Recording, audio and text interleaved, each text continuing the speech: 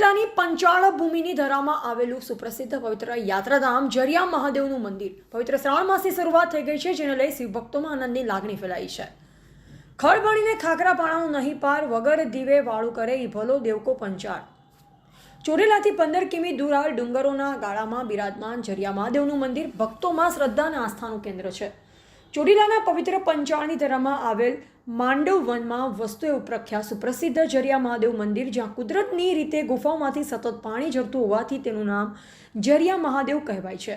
જ્યાં દુકાળ જેવી સ્થિતિ સર્જાઈ હોય ત્યારે પણ ખાસ કરી જરિયા મહાદેવ મંદિરમાં પાણી શિવલિંગ પર ટપક ટપક ઝરતું જોવા મળે છે।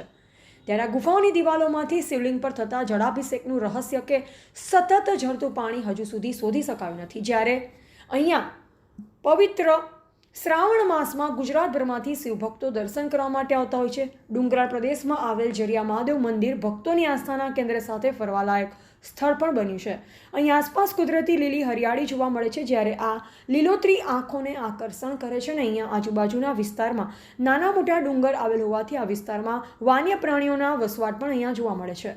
ત્યારે પંચાળની ધરામાં આવેલા વિસ્તાર કુદરતી હરિયાળી અને નાના મોટા ડુંગરો વચ્ચે આવેલ સ્થળ હોવાથી પ્રકૃતિના પ્રેમીઓ માટે આકર્ષણનું કેન્દ્ર મનાય છે। ત્યારે જરિયા મહાદેવના મંદિરે શ્રાવણ માસના દર સોમવારે સમગ્ર ગુજરાતભરમાંથી દર્શનાર્થીઓ ઉમટી પડ્યા। અહેવાલ અફઝલ મુલતાની, સંબંધ ભારત ન્યૂઝ, ચોટીલા, સુરેન્દ્રનગર।